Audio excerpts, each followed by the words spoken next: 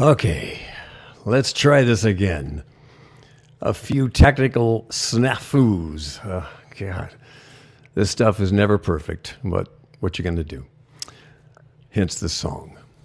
I will wait for my co-host and guest to come back in. In the meantime, we're a little late. I always try to get everything absolutely perfect. It's always difficult to get everything absolutely perfect. Sorry, my friend. It's like technical stuff as we all encounter at one time or another. We got it going now, though, right? We got it going now. Everybody's coming in. Let me go to comments here. And, okay, I see the comments coming in. Tina Adams, hello, hello. Hopefully everybody will start coming in here. Patrizia, thank you for coming in. Wonderful, wonderful. Yeah, I think we got it. I don't know what happened. I get it all set up, and then something kind of shifts during the course of it. So it is what it is. We'll wait for Shem to get in here. I see comments now. Am I? Yes. Is my image inverted or not inverted? That's You're the same as you were last time. Yeah? Okay. So if that's the way... Can you read my shirt? It's backwards. Is it? I think it is. Yeah. Let's try I this. think it's backwards. See if you can read my Eclipse magazine. That's correct. That's right. There we go. There he's okay with. I see him there. Good. Okay. So I'm just gonna. We've already eliminated part of it, but we will go longer because I fucked it up. I booked it up this time somehow. Because it wasn't easy. For some reason, it usually clicks right in, and things weren't clicking in. So technical stuff. So, Mr. Fly Miro, hello again. Mr. Ron. We'll make it like we're actually beginning the show for the first time. Happy Sunday, everybody. Welcome. Happy Sunday. Okay, I'm going to bring our guest, Mr. Shim Von Shrek, and we will find out more about this lovely creative musician. And let's bring him in right now. Welcome, welcome, Mr. Shim Von Shrek. Thank you very much. Good to be with you guys. The man with the very cool name, I must say. You couldn't make up a cooler name, but that is actually your name. Yep. Born and raised. Yes, that's right. How are you guys doing today? We're doing great. We're doing great. We got a little rough beginning, but, you know, as you know, in the technical aspect of things, shit happens. So we're off, and I've got all three channels going, I think. YouTube, Instagram, and Facebook. We're live on all three at the same time. Hello, Miss Pam. Welcome, welcome. Happy Sunday to you. Trish, welcome. Sharon. Shim, start with a little background stuff of you rather than me telling everybody. Just, I know you spent some time in prison with Toto. It was surrounded by the Toto boys. Yeah, it was. Tell us about that. Tell us about that first. You spent like, was it 3 years or more? Yeah, a little more than 3 years. Steve McCarro, original member, and I have been friends since the early '90s, and kept in touch over the years. He used to come out and see me play in a Police cover band that I used to play in called Cops, where I was the Sting in the band. And so, cut to several decades of friendship, and get to 2016. I had just gotten a call from Jason Scheff to possibly replace him in Chicago as the lead singer bass player, and that didn't work out. Man, I was kind of bummed about that. And then within a week later, Steve Carl called and said, "You want to be in Toto?" So it was just one of those things where that door closed, but then this one opened. You said a few no, hours right? later. You said no. And Why would said, I freaking want to be in a group called Toto? he said to me on that call, he goes, "You may hate me for asking you to do this in time, but no, Steve and I are still great friends, friends with all the guys." And 3 years we went to a bunch of different countries I'd never been to before. I went to Macedonia, and it's Toto. It's a great live experience, and it's a because of who those guys are and the legends that they are. It's impressive on the resume. Was Was it Bobby fun Kimball- music to play? Very fun. I mean, you Had get to this be. high quality, well produced music that they made. They made great albums in the studio. Um, I was really, really blown away by the European, Japanese fan base that they have. We're playing arenas, hockey arenas, with no support act, just us, and filling these places. 18, 20,000 people at these shows. That was Very cool. That was amazing. That was amazing. And then, as I understand it, you play keyboard and bass mainly. Keyboard's a main instrument for you. Bass I is an started as a even more. drummer. You started as a drummer, and in fact, you took over in Ambrosia for how long? When Burley Drummond had some issues that he couldn't be there for a couple of weeks or a couple of months, or Yeah, December of 22. So not that long ago. He was just had an arm back thing. It was a nerve pinch or something, and he just needed some rest. And I jumped in on drums, and it was about 3 weeks.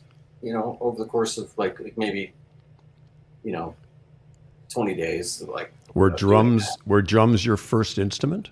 They were, yes. Yeah. I don't remember ever actually learning. My father tells me that I was just playing since I can remember. And he's a drummer and jazz pianist and arranger himself. So, yeah, he only tells me the stories. I don't remember.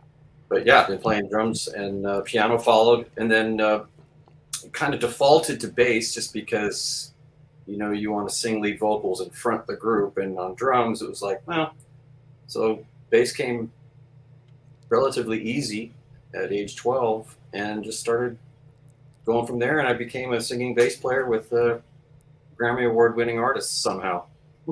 Very cool. That's I actually go ahead. it makes total sense that you could if you're early on and you're singing, it's like you get into a rudimentary instrument like the bass, and you can just lay down the bottom and sing on that a lot easier. Boy, there have been some tricky pieces of music over the years that are difficult to sing and play at the same time on guitar. I know that, sometimes it took some extra work, but I was just thinking it made total sense what you were saying. That it was a good instrument to begin singing with. Yeah. I really, my drumming background is really just enhanced the bass experience, and vice versa. You just understand conceptually what the two instruments, how they work together, and what they bring to the ensemble, bring to the band, and just natural how those things function together. And when you have that in you, it just makes it more efficient. Was Bobby Kimball with Toto when you were there? Not when I was there. No. Oh, I see. No. Joseph Williams has been the lead singer regularly since 2010. Yeah. So I joined in 16, and officially walked away in 20. So. This occurs to me. I worked with Bobby while he was in Toto. I wasn't working with him in Toto, but I was working with him at a separate project. And but that was back in 2000. So yeah, okay. I didn't realize so much time had gone by. My goodness. Right. In my college days at LA City College, our house band, the main crux of that house big band, it was a jazz band, was the guys from Toto. Was David Page, the Porcaro brothers, all of them. And I believe Steve Lukather may have been there as well. It was all those guys, and this is way before they even started being studio musicians and way before Toto. And they would win all the competitions. Our school band would win all the competitions throughout the city, always. And then those guys took off, and we miss the Porcaro brothers. Steve Porcaro, the keyboard player, was actually a father at my school with our two girls. And so we would chime in and do school functions together and stuff. It was always cool. But what a great band. And you said you also did a band called Cops? Yeah, this was I was doing a wedding in Bel Air, the Bel Air Hotel. And a guitar player came in, and the drummer and I had always been talking about, we should do a Police cover band. We had to find the right guitar player that was just going to be that. And it was the end of the wedding, people kind of filing out. And I said, let's just do Wrapped Around Your Finger. And John, the guitar player, just jumped right in. John DeFaria. John DeFaria was the guitar player in Gloria Estefan, Miami Sound Machine. He co-wrote Get On Your Feet. Now he's a successful TV and film composer. So Kim Edmondson, my late friend, he was the drummer, and we just started playing. We started playing clubs and shows, and it was a musician's hang. A lot of musicians would come out and see it. You know, there weren't guys pulling out piece. Let me bring something in along that line that you did, and let me see if I can bring this up here.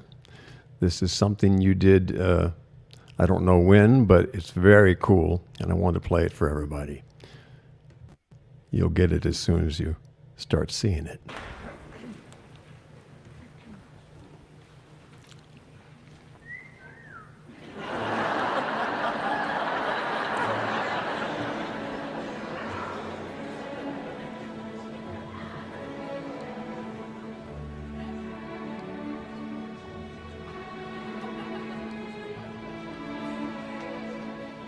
Every breath you take, every move you make, every vow you bring, every step you take, I'll be watching you. Every single day, every word you say, every game you play. Every night you stay, I'll be watching you. Oh, can't you see? You belong to me. I'm a blue horse. Every step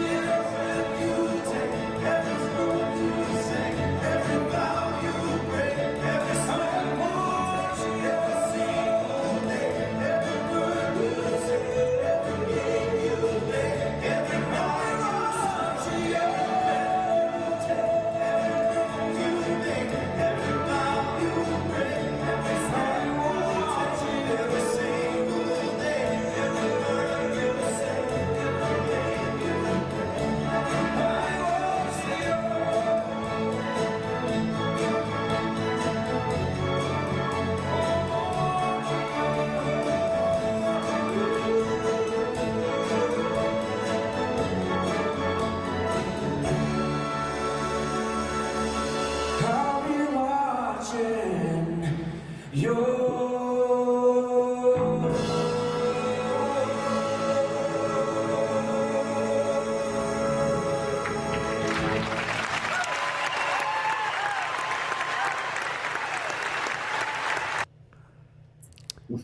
cool. Very cool. Extremely cool. It's weird to watch yourself doing it while there's thousands of people watching you sing. That's just bizarre. But hey, So nice, so nice. And playing with an orchestra, it's such a rush. Yeah. My first time in Italy, I got with the orchestra, and Devin and our Italian friend said, "What's wrong with Ron?" And she came over. I just went, "I'm overwhelmed. I'm overwhelmed. I'm hearing this orchestra play my music, and I don't even know what I feel. It's just overwhelming, but it's such a great feeling when it finally comes together." yeah, it's a musical like red carpet or just magic carpet that you just take out, and it just floats you out there, and it's really really something. And I've been fortunate enough to actually do some actual classical stuff, opera voice, tenor voice stuff with orchestras, and that's even more amazing because there's no microphones, there's no amplification. It's just the acoustics in the room, including your voice, and that's special. We were in an old whiskey factory, an old abandoned whiskey factory, and the acoustics were great. And it was about a 40 or 50 piece orchestra, and they started playing some of my songs, and I could tell they were just playing by the sheet music. The maestro wrote everything out, and then he asked me to come up to the microphone to start singing because the orchestra first started rehearsing. Come up and sing. And when I started singing, I saw the faces of all the people in the orchestra go, "Oh, now we get it. Now we get the way where the music and everything's going." And they all came up afterwards going, "That was so nice. You brought it all together." And I said, "No, you guys brought it all together." But it was just nice to have that melding thing because they're classical musicians.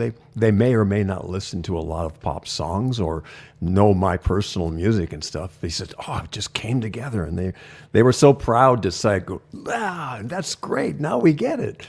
Right. And I imagine you've had that same thing. It's so cool. I think, Fly, you've done some orchestra stuff as well, haven't you, for years? A few things over the years. Yeah, it's a thrill. It's just a thrill. That's all. Hey, Shim, I want to ask both of you, what was your first official job, first paid professional job? At what age and what was it, if you remember? Go ahead, Fly. Oh, I thought he was asking you. Okay. Both of you. Me,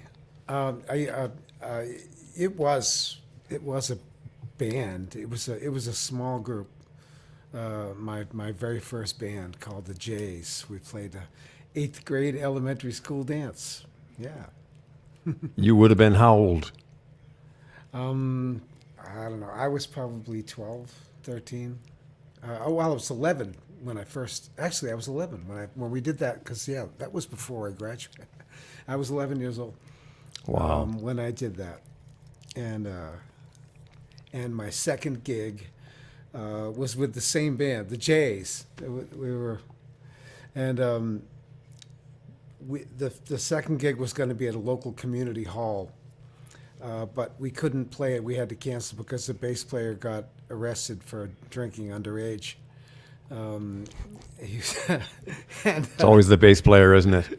It's the bass player, It's those bass players, You know how many bass players it takes to change a light bulb, right? How many?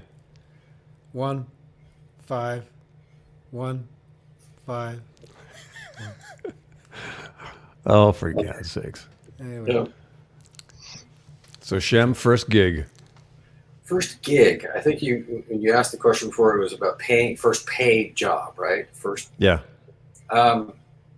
First paid job was I was 10 years old, and my dad needed a singer in the studio. It was a commercial he was a writer of jingles and a songwriter and producer for that, and he needed kids singing the main jingle. So I was in a group of like family. It was like my brother, my mom was in there too. And just wanted the sound of a family singing about going to the supermarket to buy groceries and party stuff for summer picnics. I even forget that. I think this is the East Coast, so it would be Pathmark. Do you have Pathmarks up there, Fly? What are It's like they? it's like a Safeway. It's like a Oh yeah, supermarket. no, not that. No, that franchise is not around here. Well, my dad wrote the song, and yeah, I got paid. I got paid union scale for All singing. right, At that's 10 awesome. years old. Yeah, That's really great. You just yeah, made me think of something. You just made me think of something. It's like I don't want to jump on you, but it's like when I was 10 years old, my father was a clammer. Okay, he dug clams. And some people in different parts of the world might not really know what that is, but usually it means getting up in the wee stupid hours of the morning and getting in your boat and going down the river to these uh, clam flats, or like mud flats, and you bend over and you dig clams, right? And he wanted me to dig clams with him. He's like, "Come on, kid, come on, son, you're gonna love it. It's gonna be great." So he woke me up at like 3 o'clock in the morning. I'm like, "What?" So we get on, we get into the old Chris Craft boat with the Evan Rude motor on the back, and we go down the river, and we come to this flat. It's still dark out, and when we get to the flats, it's just beginning to get light. And when the light happens, that these little tiny no-see-um midget bugs bite you in every single conceivable crevice of your body, right? So I'm down there and I'm bent over. My back is killing me. My feet are in the mud, and I'm getting bitten in thousands of places by these bugs. And my father's going, "Ain't it great? Don't you love it?" And it's like, and he was teaching me how to dig clams without breaking the shells. Nobody wants broken shells. So I'm doing all that, and I had blisters right here on my hands, about the size of quarters, and I just want to tell you, it's a true story. The next day, I started learning how to play guitar. So I'm not going to do this for a living when I grow up. That's it. That was my motivation to go through what it took to learn to play guitar. Shem, I don't know if you know how Fly plays guitar, but he learned to play guitar left-handed. But it's a yes, you right-handed told me. guitar. Yes, wow, He yeah, plays it like a right hand. He doesn't change the strings around, so everything's upside down to us, to him, rather, to him. And just watching him play is surreal because you can't figure anything out. You can't see any chords that make any sense to our sense of stuff. Whereas I've been watching right-handers play, since the very beginning, so I recognize what you guys are doing. sure, sure, it's great. Fly has been with the group Orleans for anybody our friends who are watching this new. Fly was in a group called Orleans for many, many years, singing and playing guitar. And they have many, many hits. Sure. And they actually opened, they actually were the band that I would go out with as player, and we would be backed up by Orleans or Ambrosia even. It was great, Oh yeah, great times. yeah. Very We cool. did. The year that I knew you was 2013. It was a Sail Rock tour, and the core of our band, it was essence.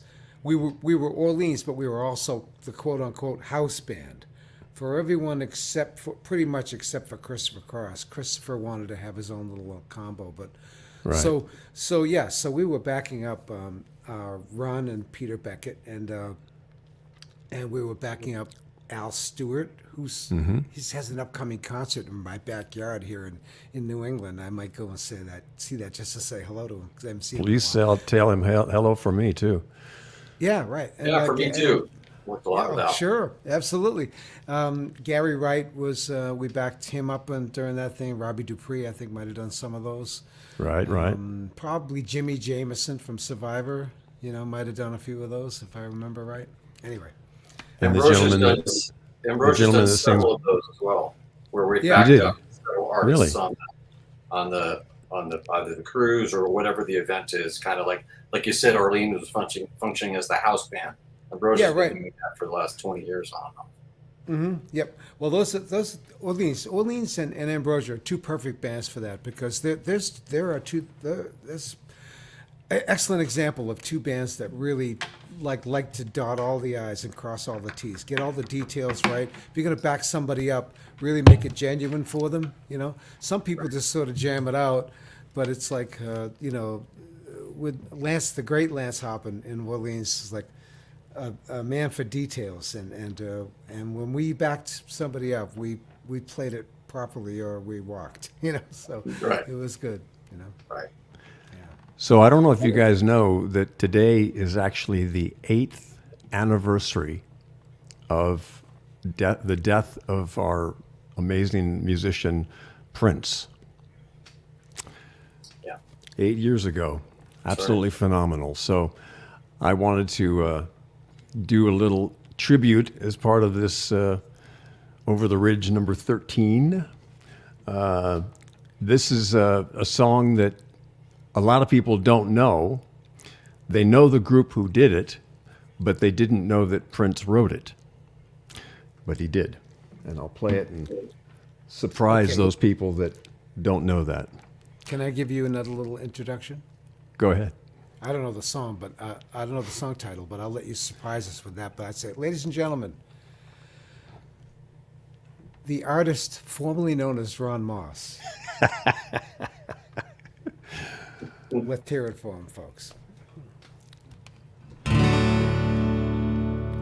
6 o'clock already, I was just in the middle of a dream. I was kissing Valentina by a crystal blue Italian stream.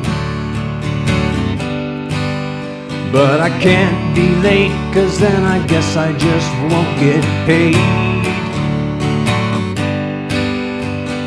These are the days when you wish your bed was already made. It's just another manic Monday.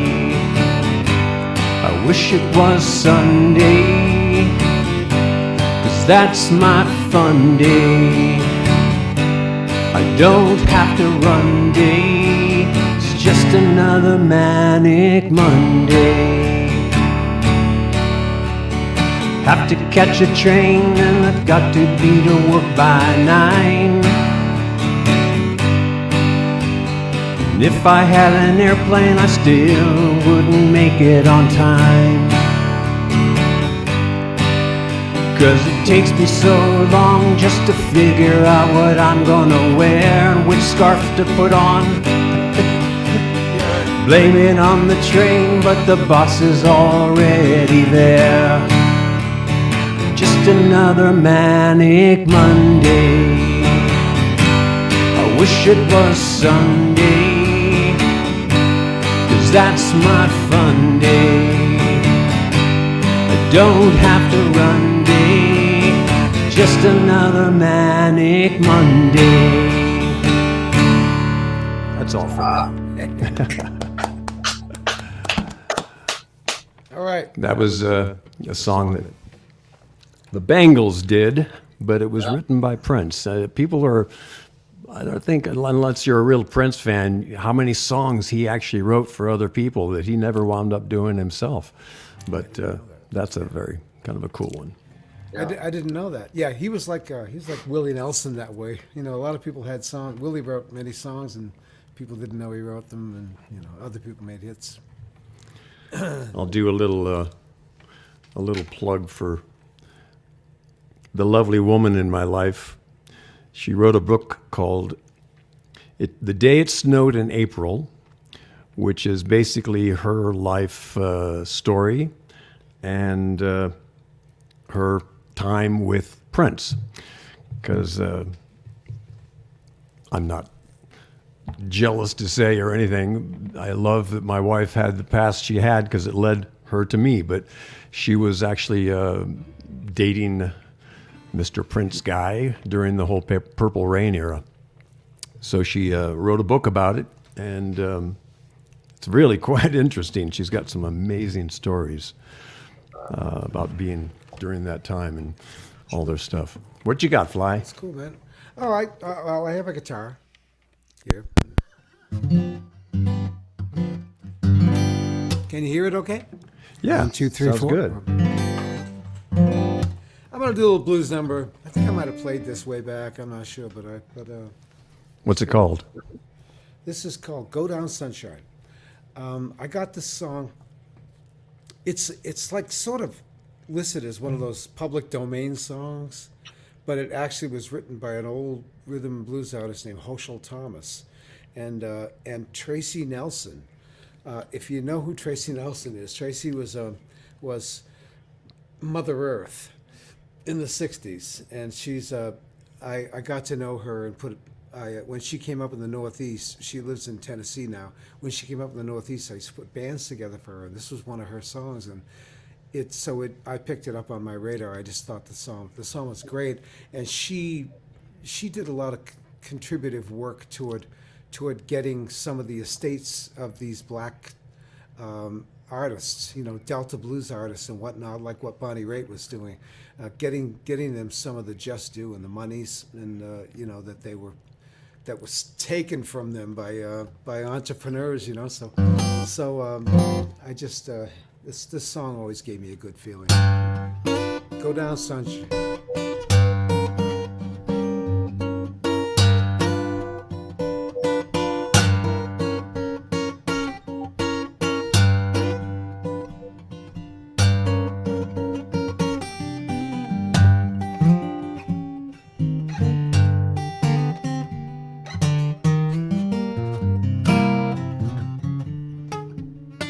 It's all right.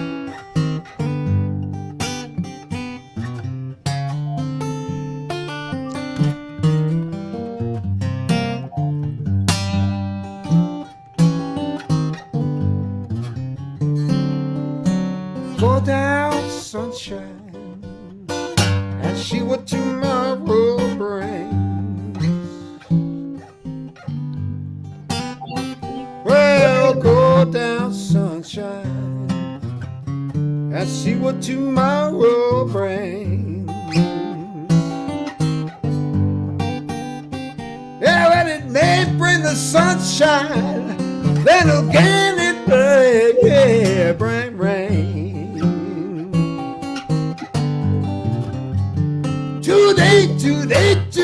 Today has been a long, lonesome day.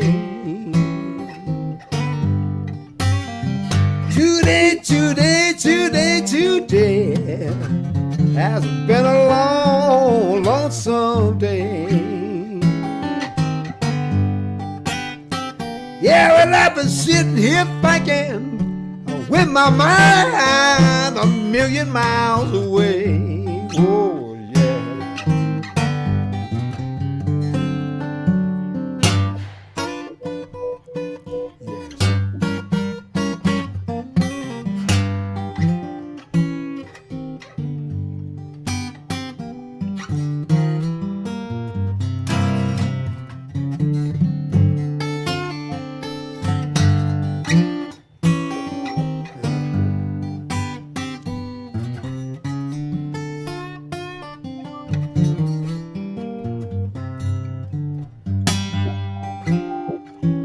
I'm gonna stop this one. Sounds to me like the headphones are feeding back into the mic or something. I'm getting this wolf thing. Great. Anyway, that's an That's idea. good. The That was blues- great. Well, I think my brain is going to explode watching the upside down. Oh, can you see the hands? It's just like I'm looking like Yeah. Exactly. I've told this to Ron before. I pick out guitar players in the audience because they'll be standing there and then all of a sudden they'll go like, and then they'll tap the guy next to him. And then there's two guys going like this, and Yeah, here's an- the he- next here's day they're something- like the next day they're like, "Gee, I don't know why my neck hurts. I go to the chiropractor. I don't know why. What was I doing yesterday? I don't know. What was the name of my that band? What was the name of that band? Well, I think it was Whiplash. Yes. Yeah. Anyway, a funny thing about this, are you familiar with the old school Mel Bay books, Yes. the music books where kids would learn to play guitar and whatnot, right? Yes. And he used to have the system where he would number the fingers. If you're a right-handed player, he would number the fingers index 1, 2, 3, 4, and 5, right? And I knew that I was playing upside down, but I realized that pretty much I could do the same thing. So I learned a lot of basic chords from that book. It's like I goes 1, 2, 3, 4, 5. So a D would be finger 1 here, finger 2 here, finger 3 here, and okay, it's upside down, but it worked. So ironically, I learned basic chords from a Mel Bay book, and the rest of it was from AM radio. Wow. How cool. So, Shem, let's give a little preview. You're actually coming up to my neck of the woods pretty soon. Yeah. And we're gonna rehearse what will be Ron Moss's player, and we're gonna have you playing bass, and John Starr on keyboard, and Jimmy Carnelli on drums, and me on guitar, and we're gonna start playing some things that will eventually translate to some concerts around the United States, hopefully, Yeah. and possibly Canada. So I want to just let people. We'll give you a little more info as we get closer to that time, but I'm very pleased to have you come be a part of that. That's so cool. Yeah. I'm honored, Ron. It's going to be Can't wait to Who's gonna see. sing that? Who's gonna sing that high lick at "Baby Come Back"? Him. That's what I thought, because he's got the range, man. It's way up there. When I've done it with Peter, I sing that too. Yeah.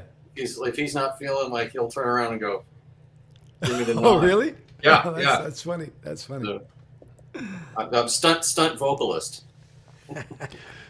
So you also played with Kenny Loggins, correct?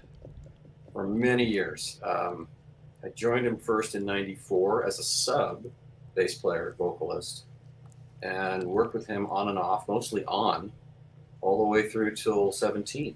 I actually, my last show with him was in 17 on a Toto break. I went back and did some shows with Kenny, and for a good chunk of that time, I was his music director as well. So we Oh, cool. having to make sure the band was doing what he wanted. And, yeah, it was a great experience. Really great. So Shem, you have a new album that you did. Have you released the album yet? It's out. Officially? Yeah, is this the time to plug it? This is the time. Yeah, to go for it. This is this sort of ethereal feeling thing. Go ahead and tell about it. It started as it's almost started as a challenge, like a joke, like a dare. I was talking to an orchestrator buddy of mine, Tony Blundell, and he has a friend who started a ethereal music, feel good wellness, meditation, healing thing. And my friend said, yeah, he takes this real seriously, and he takes about a year to do an album. I'm thinking, a year to do any album? Like, I'm thinking this kind of music. So I said, I can do that. And I kind of just did it as a dare, just to see what I would come up with. And I actually started to come up with stuff that I played it for a couple people, and they said, one person said, I was sitting at the gate at an airport waiting for my plane, and I almost missed my plane because I fell asleep. So I was like, I said, sorry, I almost missed your plane. But so it inspired me to do an entire album's worth. We started a brand called Blissonics. I sent you, Ron, on a text message just now, a little, I don't know if you can show that or whatever, but it's an album. The brand is called Blissonics, like Bliss and Sonics. It's one word, Blissonics, and it's an album called Traveler. And sonically, it takes you to different places. You'll travel to the Amazon jungle. You'll travel to the Icelandic north. You'll travel to the vast ocean of space, lagoons, the beaches, and it takes you away. And once I got into it and took it seriously, I said, this is really a growing project for me, and we're gonna release several albums. But the first one just came out about 3 weeks ago, and very excited about it. Very cool. And it's on all the mediums. It's on Spotify, Pandora, Amazon Music, iTunes, Apple Music. You can find it anywhere. So it's Blisonics is the brand, and Traveler is the album. Great. Very, very cool. Let me see if I can do this. I will work on. Do you have any example of anything like that, or? I mean, I could play a clip, right? I could see if I can. See if I can.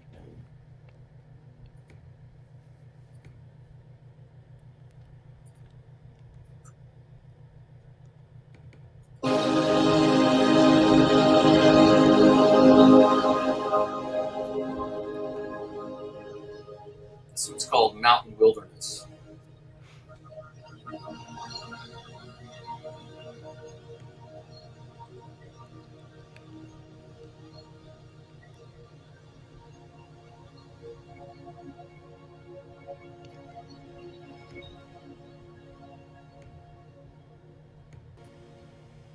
And we have Amazon Mist.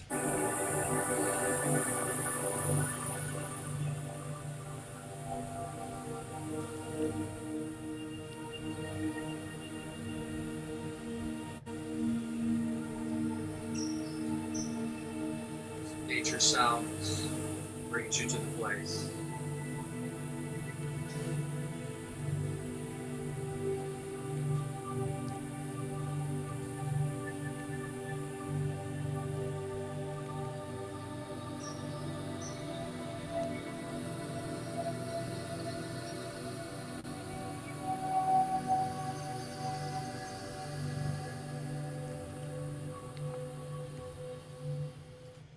Echo Beach.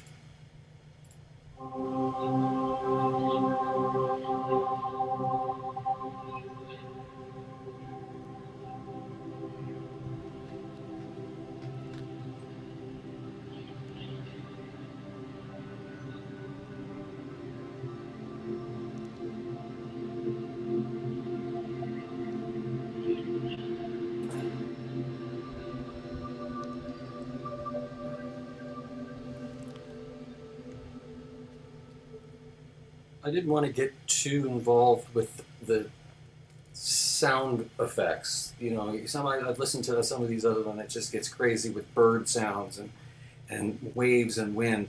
There's some of that in there to take you to the place, but it's really more about the music and what the music does for you. It's the whole experience. But like I said, once I get into doing this, I became obsessed. I love doing it. Do you have a song you could interested in that sort of thing? Anything? It's out there. Yeah, just tell people where they can find that. What's that? Tell people where they can find. Yes, it's Blisonics. The word Bliss, Sonics, all one word. Blisonics.hearnow.com, and it'll take you to all of the platforms of where you can find this. Blisonics.hearnow.com. BLISS or one S? BLISS. Blisonics. Okay. Cool. Hey, do you have anything that you could just play us live in the moment? In the moment. Either with a guitar or your keyboard or whatever you feel. I don't know how you guys have the better setup. Ron, your guitar sounded so clean when you were playing your song. It's just like I was like so jealous. I was like, well, you just have it all wired and set up. It's so great. And Fly, you could hear your guitar great too. But I'm just doing this off the computer mic and things, so hopefully it's coming across. Can you guys hear that? Yeah.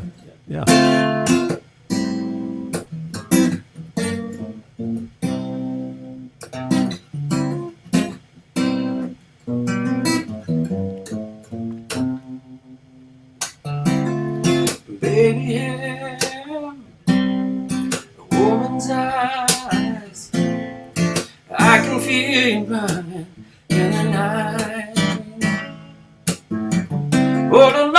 me, and I'm waiting for the sunrise.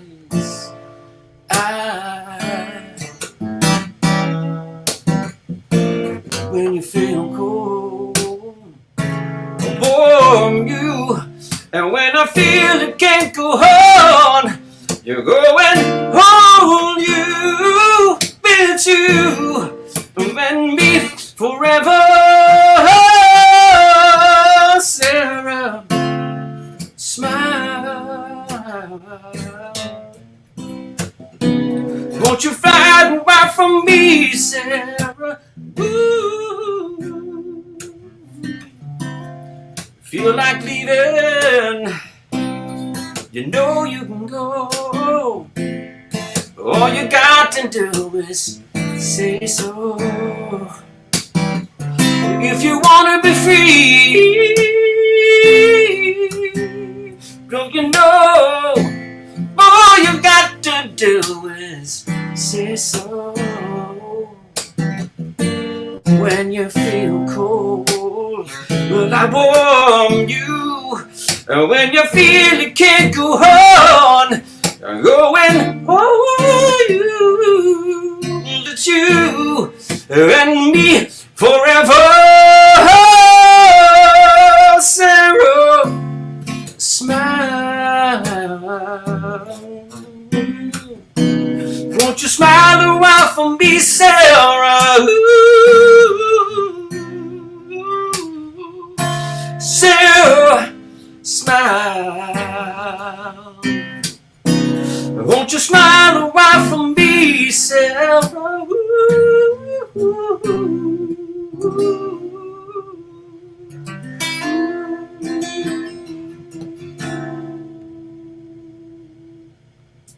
Nice. Very sweet. Very sweet. Yeah, man. Nice. I'm gonna learn the words to that one of these days. That sounds like me. Oh, that's funny. I was trying to play with your sound a little bit to get it. I'm failing miserably trying to control anything from here, but I really like it. That's very lovely. Oh, thanks. Very, very cool. I remember Daryl Hall saying to me one time, and it was unusual to hear him say this because he seems kind of fairly ego-driven, in his own way. But he said, "You know what the number one song that I'm asked to sing all the time?" He goes, "Baby, fucking come back." I went, "Baby, come back?" Well, you're kidding. Not that one. Or he says, "No, they asked me if one more person asked me to sing "Baby, Come Back." We would always be confused with Hall and Oates or Ambrosia, or we all sort of were in the same genre of type of music and stuff. And that song kind of captures that vibe a little bit. It's sort of the what is it the "She's Gone" vibe. You know what I mean? yeah, Sort of in the verses. I call that genre Rhodes rock. Like Road for the rock? Fender Rhodes rock. Oh, It's just we just did a cruise a few weeks back, about a month ago, and it's just the theme. It's just playing the music over and over again. I was like, every song is a Rhodes. It's Rhodes rock. It's not yacht rock. It's Rhodes rock. yeah. Rhodes can also be what Fly just hinted at with the Rhodes piano, because everybody used to use that wonderful Rhodes sound back in those days. Oh yeah. That's it. Cool. That warm and fuzzy sound makes me think of you know who Bob James is? Yeah. Bob James, he wrote the theme from the TV show Taxi. That's right. And a lot of beautiful stuff. He was a beautiful Fender Rhodes player. Right? Bob James produced Kenny Loggins' second album, or first album. No, that was Phil Ramone, but I think he produced Kenny Loggins' second solo album, Night Watch. Oh, really? I didn't know that. Shem, there was somebody when we first got together, you mentioned a name, and I put this out about Herbert Spencer, orchestrator Herbert Spencer, and you said, "I know Herbert Spencer's work very well." Herbert Spencer was my basic first sort of watching him create and do a lot of stuff in his little side garage with a stand-up piano. Herbert Spencer went on to orchestrate everything John Williams had ever written. All the movies that John Williams had done for 40 years, Herbert Spencer did the orchestration, which in very many circumstances would be John Williams would have a theme, and he'd give that theme to Herbert Spencer, and he'd have to fill in the whole orchestra of everything that was going to happen. Herbert Spencer started writing songs for the show, Andy Griffith's show, Right. Mayberry.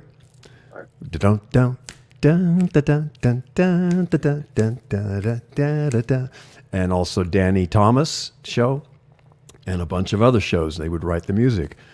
He and Earl Hagen, and but he orchestrated all that stuff, and he was very much a inspiration, apparently, to you. And you do that now. You write music for films, correct? Yes, and I will.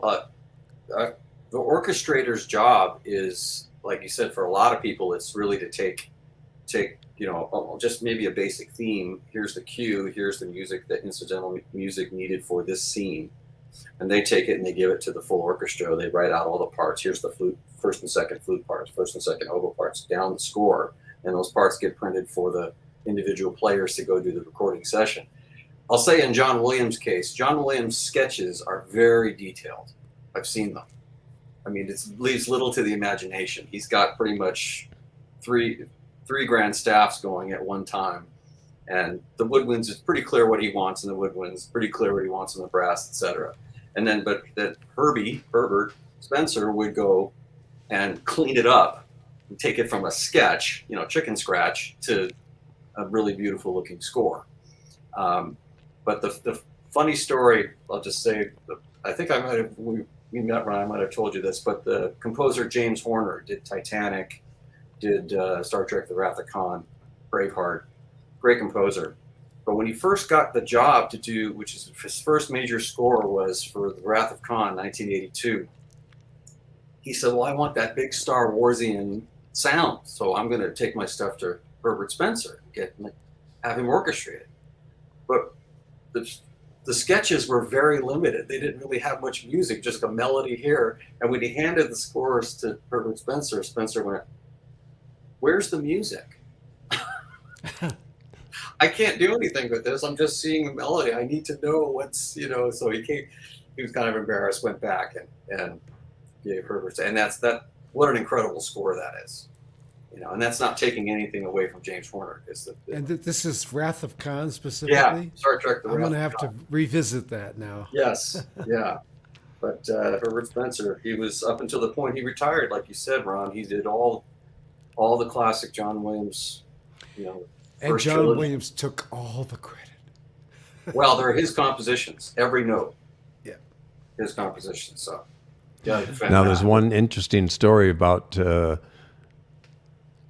two of his scores. The first one was, what was it? The first movie. Oh, I'm blowing it by not remembering the name of the movie. Anyway, the one he inverted the score. It wasn't Moon River. It was Born Free. Excuse me, Born Free. Da, born free, da da da da da da. And then 20 years later, he reversed that theme to become da da da da da da da da da da da da da da da. Star Wars. He got two hits out of the same theme. You're kidding me. Most people don't know that. That No, I originally didn't know started that. out as Born Free. It's the Wow. exact opposite theme. I thought that was pretty interesting. That's amazing. That's amazing. Hey, Very the cool. film composer Bernard Herrmann, who did all the classic Hitchcock films, he said, find a good tune and stick with it. Stick with it. There we go. You can use it for, other projects too, just some sort of variants on it, and you stick with it. It'll serve you well. That's a good one. It's a good story. Yeah. Fly, you got another song in you? Me. Or Shem, One- if you like. Something. Hopefully, I won't feedback. I don't know what that was. We didn't really hear a feedback. It was okay. You didn't Yeah, hear it it? sounded It good, was, it was, it Yeah. was screaming good. in my headphones. Oh, no. This is a song I wrote when I was like, I think 14 years old. You know, I was a kid, and that's all I'm going to say about it. Except I put it on my most recent solo CD, "Beautiful World." If I can play, my hands are cold today. I don't know. I don't think I can.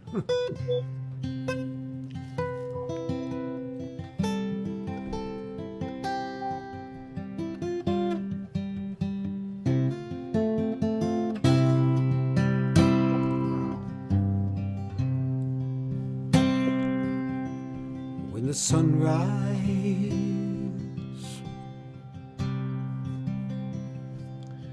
on a northern summer morn,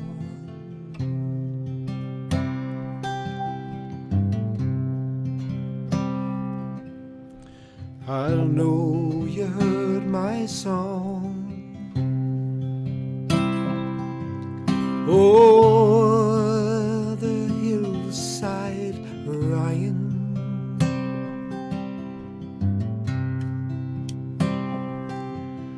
And I'll bet you wrote it down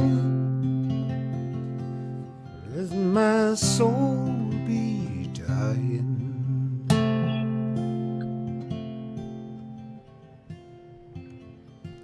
to sing with a flower in your pretty yellow hair. When you come to town,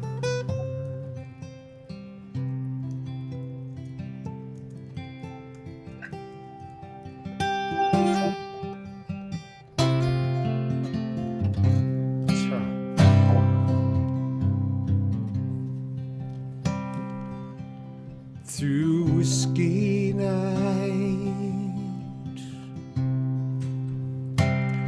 and whiskey day,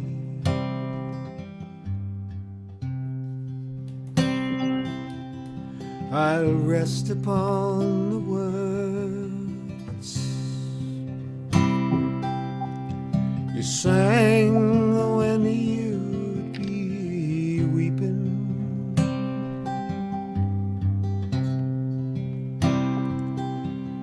I'll be laying down,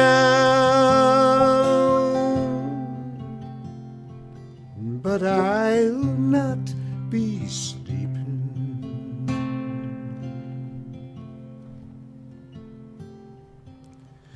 I'll be waiting for the flower in your pretty yellow hair when you come to town.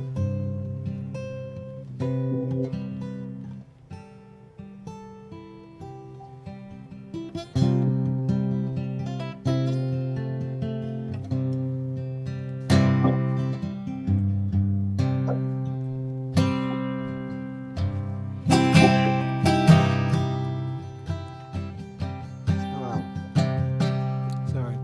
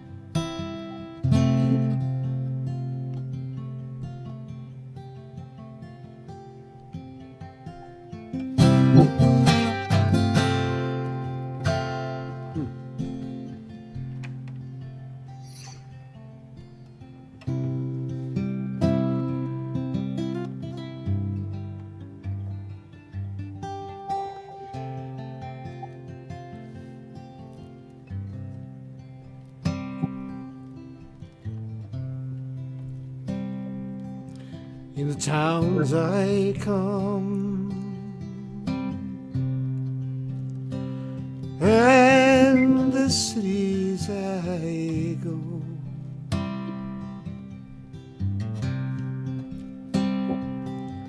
There'll be smiles to greet me kind, but with eyes enough for seeing.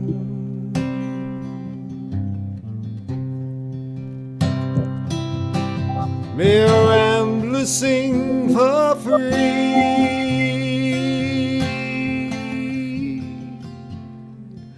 but not for freeing.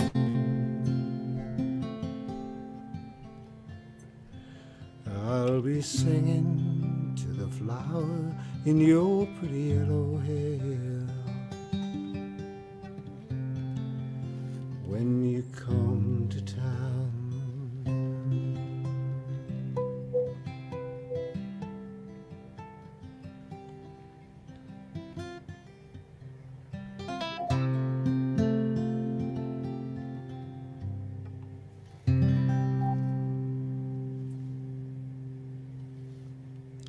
A little shaky on the fingers there, sorry. It's beautiful. You wrote that when you were 14, Fly? Pardon me? You wrote that when you were 14? Yeah. That's great. Yeah, I got a bunch of songs I wrote when I was a kid. It was a dream. It's probably crystal meth. You know, I had a dream that I was in Ireland, so I wrote that song. That's beautiful. Yeah.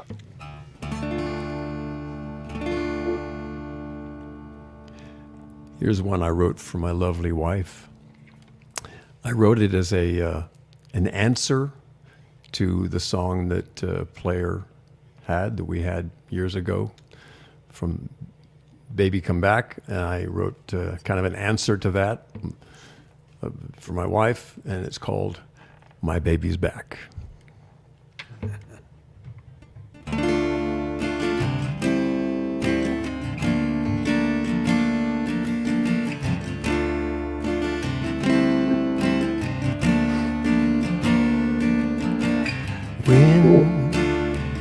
When it all seems lost, and when my world is at an end, I look up to the stars, wondering where you are, hoping for the strength to begin. And I hope and pray she's home soon. My baby's back, my baby's back, yeah. My baby's back, it's a wonderful day.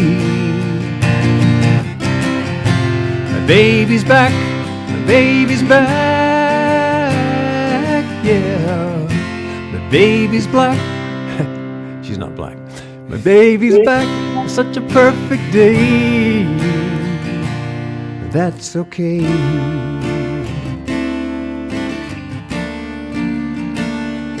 That's okay.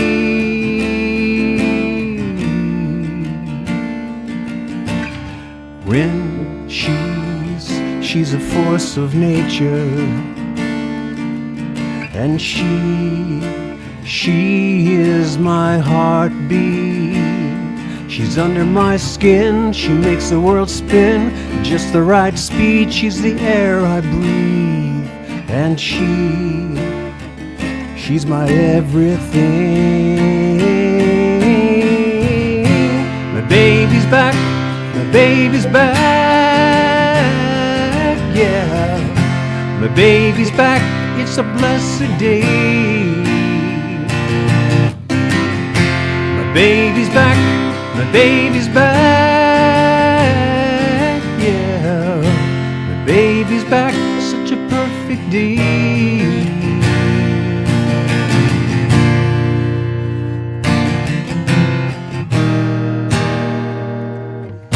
The clouds begin to clear as the heavens open bright.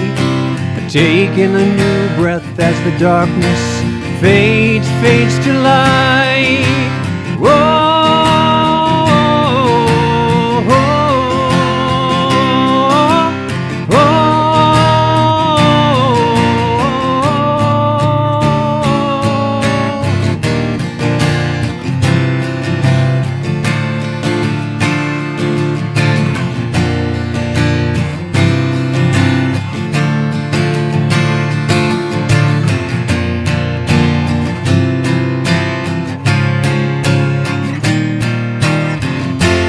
Baby's back, the baby's back, yeah. The baby's back, it's a blessed day. The baby's back, the baby's back, yeah, yeah. The baby's back, such a perfect day. Such a perfect day.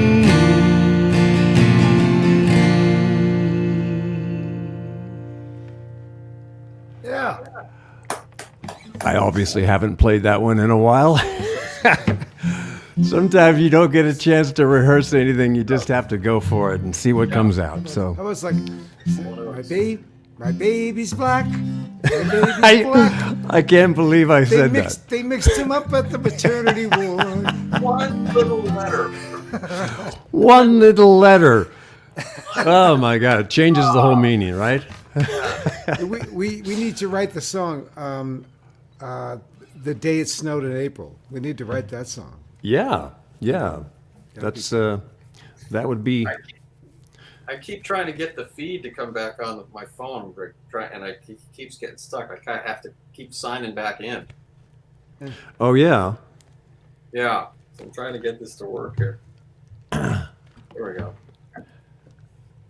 All right. Are you in? People don't think I'm being rude texting while I'm like, no, I'm trying to get the feedback on. Watch the phone here. I was going to invite a surprise guest in. Hold on, let me send something to her. Seeing as we are at the 8th anniversary of amazing Mr. Prince, Mr. Nelson. You know his last name was actually Nelson. Prince Rogers Nelson. Prince Rogers Nelson. His real name was Prince. And this is the 8th anniversary of his death, of all things. So let me send this to her. She's probably wondering, why can't I tap on that and get in? So I'll send her that and see if she'll come in now. Yeah, she has some amazing stories of that time meeting him, and all Playboy wanted her to get a picture with Prince, and that's what sort of spurred on trying to get a picture. And every time they would try and get a picture, somebody would come out, one of his bodyguards would come out and say, Prince doesn't like to have his picture taken. He doesn't do pictures. This went on for a couple of days, and finally he saw her portfolio and stuff, and invited her to a concert, 2 concerts, actually back-to-back concerts, and put her right in the front row and pretty much sang the whole concert to her that night. And then and their relationship started from there.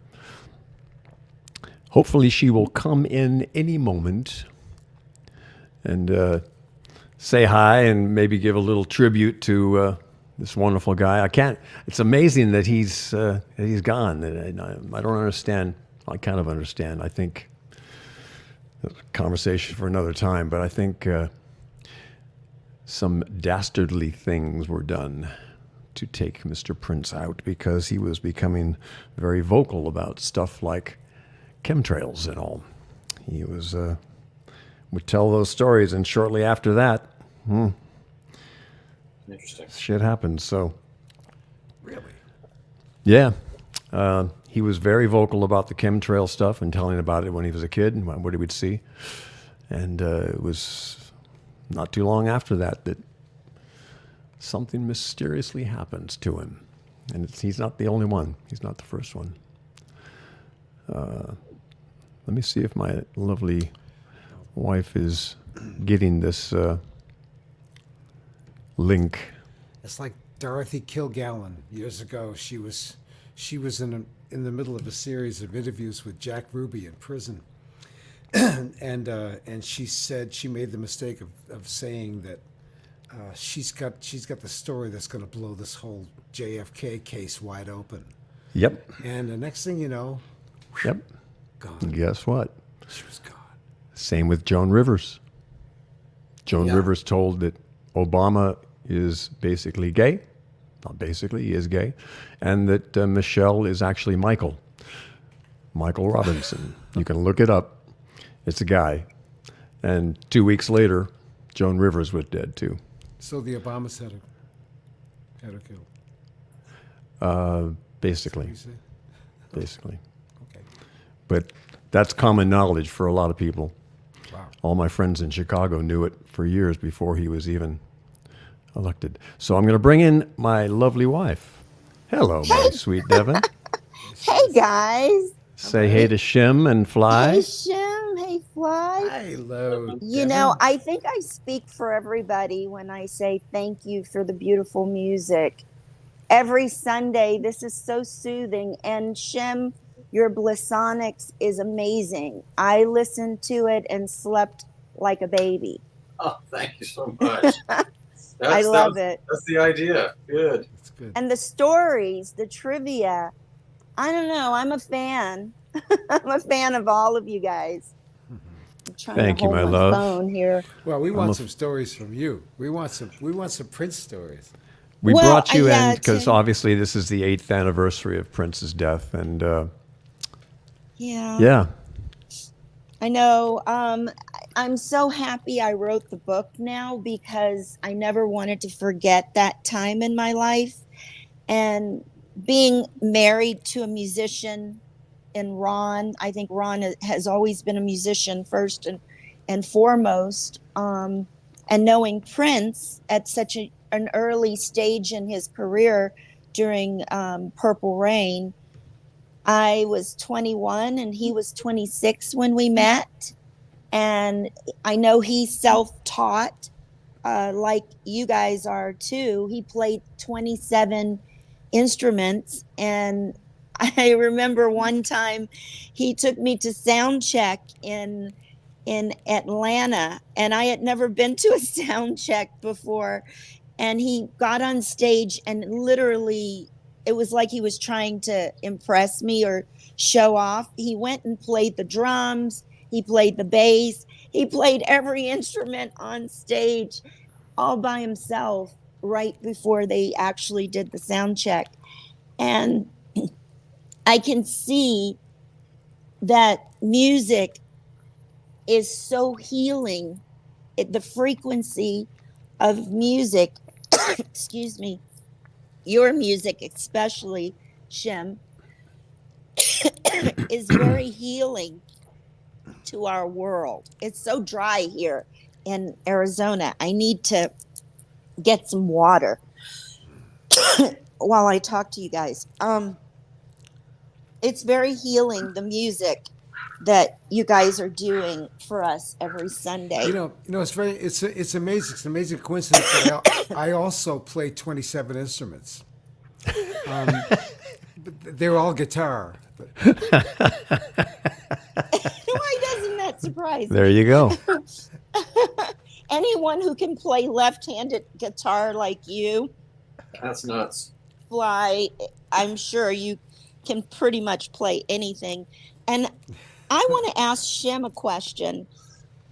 This whole thing with you playing drums or bass or guitar with a band like Ambrosia, you have to learn all those songs to know how to play each instrument in a different way because you're playing a different instrument on each song if you're subbing, right? Well, first show that I subbed on drums for Burley, he was there, but in soundcheck, he said he couldn't go. He said he could make, so I had no way to rehearse or practice the drum parts. I just went in and played the drums that night. So you don't, you just don't think about it. You just do it. That's why I don't consider myself a drummer. I don't consider myself a bass player. I don't consider myself a keyboardist. I consider myself a musician. Right. And I saw an interview with John Elway, the great Hall of Fame quarterback, and they asked him a question. This is when he was in his prime playing, and they said, who do you think's the best quarterback playing right now? And he said, Dan Marino. I think Dan Marino's the best quarterback. And then the interviewer said, well, aren't you equally as good, and don't you have the same skill set, or you're even a better athlete? He goes, because I don't consider myself a quarterback. I consider myself a football player. Right. Whatever you need me to do. You need me to punt the ball, you need me to hand off the ball, block, whatever. I'm here to help the team. And that resonated with me. And it's like, I don't want to be just a bass player, just a drummer, just want to be a rounded musician. And I just think it's just going to take your art to an even higher place. So I related to that when I heard that answer. So. Well, I think Prince was pretty much that way. He was a consummate musician first. He really lived and breathed it every single day. He was in the studio working on a new song. That's why he has a vault of music, because and I asked him, this was really funny. I asked him, why do you write such sexual songs? And he says, well, I write about life, and sex is a part of life. And so I think as he evolved, he became more spiritual. And I actually wanted to tell the reason why I named my memoir The Day It Snowed in April was because there was a piece of trivia with the song he wrote, Sometimes It Snows in April, and he died on this day, April 21st. He also released that song, the Sometimes It Snows in April, on April 21st. He released it on April 21st, 1985, and he played it for me on the piano in Minneapolis before it was released. And it wasn't your typical Prince song because it was all piano, and it was part of the movie Under the Cherry Moon. So I felt very special that he played that song on the piano for me before it was released. And I thought it was very interesting that he died on the same day that particular song was released, because it represented the death of his character in Under the Cherry Moon.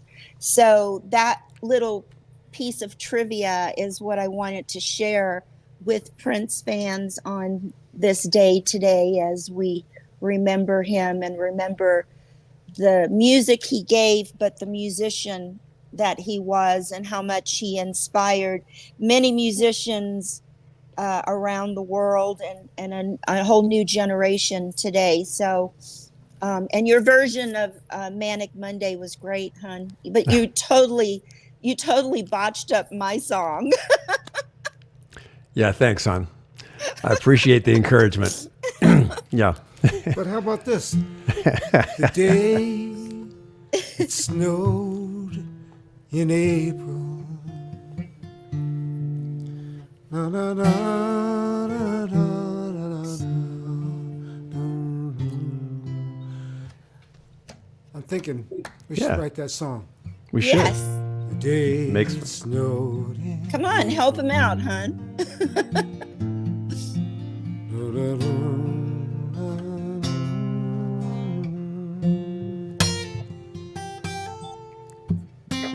Actually, Ron, I told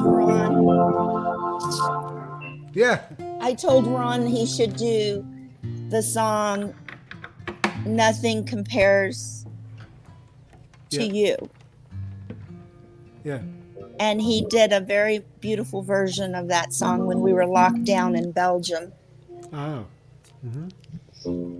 I don't see Ron doing Let's Go Crazy or Do Me Baby. don't see. Yeah, Do Me Baby. That would be a good one. Yeah. To me, baby. Raspberry Beret. Yeah. I was actually the girl on the back of his bike in the Raspberry Beret in the cartoon part of that music video. He was editing it at. He was editing that video in Minneapolis at Paisley Park, which had yet to be open to the public, and he took me there and showed me what he was doing, and he said, "You're the girl on the back of my bike in a Raspberry Beret." So it was very cute. In 1985, in April, is when I went to visit him in Minneapolis. That's great. That's great memories. That really Yeah. is. That's good stuff. I often wonder why my life has crossed paths with such amazing musicians. Ron hates the fact that I ran into Paul McCartney hiking and he wanted tickets to Paul McCartney because he loved the Beatles. And I actually ran into him hiking. She calls Some me people from just- Australia. I'm in Australia doing my tour thing, and she calls me and goes, "Guess who I ran into today?" I could have been anybody. Paul McCartney. I just saw him sitting on a park bench up in when I was running. I went, "What?" I said, "Did you get his? Did you tell him we wanted tickets?" And he says, "Yes, he was going to give us tickets, but I didn't have a cell phone. I didn't have anything to write with. I didn't have anything at all, so he couldn't give us tickets to his concert." It's the story of my life, hon. That's That's a why I difference. cross paths with, geniuses like Just that. to, if you can see the outfit that my lovely wife was wearing, that was actually given to her by Prince. He gave her this outfit. One of several he gave her. It's She because I was the only one that could fit into his I pants. think he was wearing it the day before, wasn't he? He probably was. See, Anyway. the difference between you and me is I was walking in Central Park one day, and I saw Robert Redford sitting on a bench. But did I say anything? No, I just left him alone. I didn't want to bother his work.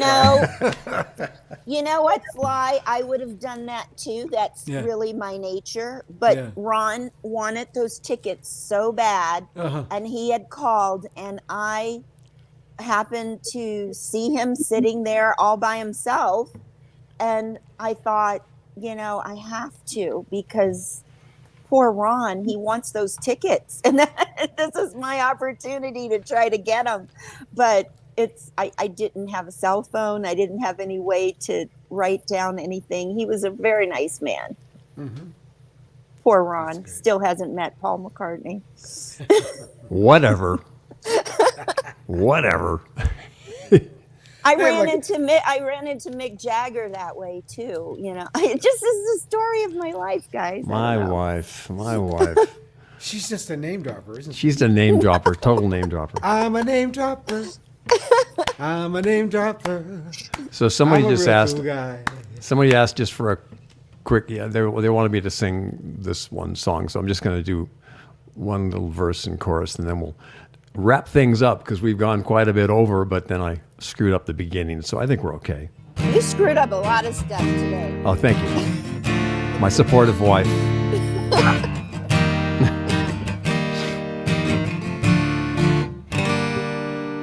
Spending all my nights, all my money going out on the town. Doing anything just to get you off of my mind. But when the morning comes, I'm right back where I started again, yeah. Trying to forget you was just a waste of time. Baby, come back, sing with me. Any kind of fool could see there was something in everything about you. Baby, come back, listen, baby. You can blame it all on me. I was wrong and I just can't live without you. Baby, I was wrong. Yeah. Baby, But come back. Shim didn't get a chance to do the high part. I know. Yeah.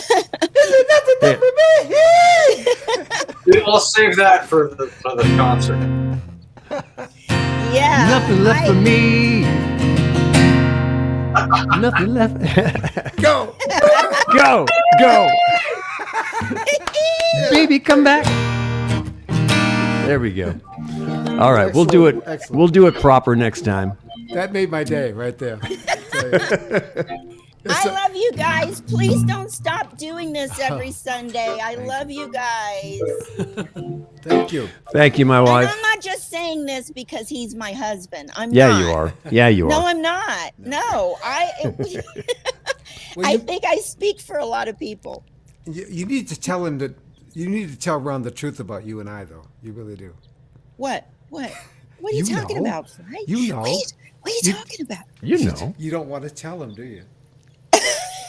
And the Do you really? Do Nothing. you I'm only really? kidding. I'm just kidding. Nothing. You Nothing. really I'm only want kidding. me to I'm tell only him? kidding. You really want me And to tell fly delete. I will Make something take up. Make something him up. out. Make me look good, will you? take him out of this broadcast just like that. Yeah, he's gonna take me out. He's gonna take me out. But, All right, Shem, I wanted to thank you. I want to thank you for being our guest today. It was really My pleasure. wonderful. My pleasure. And, Sorry, man. Sorry we That couldn't new get it. album, the new album you have is really wonderful. You sent me some tracks, and we've listened actually quite a bit to it. You put it on in the house here. What a singer, man. What a singer. I love Yeah, listening. yeah, Amazing. absolutely.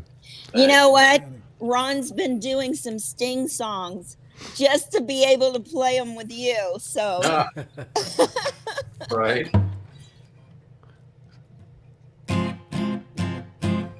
Oh, Well, I'll go up to the right key. No, you don't want me to sing that.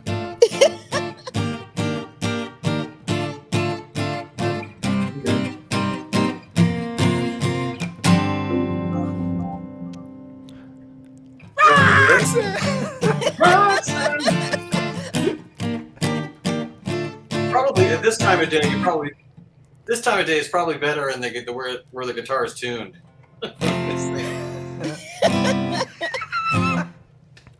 Here, let's just. I know it won't be in tune, but.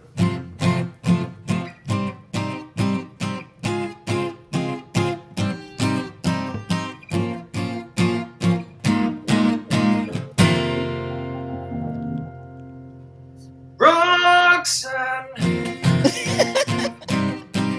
you don't have to put on the red lights, 'cause these are over. You don't have to say about it through the night, Roxanne. Woo. You don't have to put on the red light, Roxanne. You don't have to put on the red light.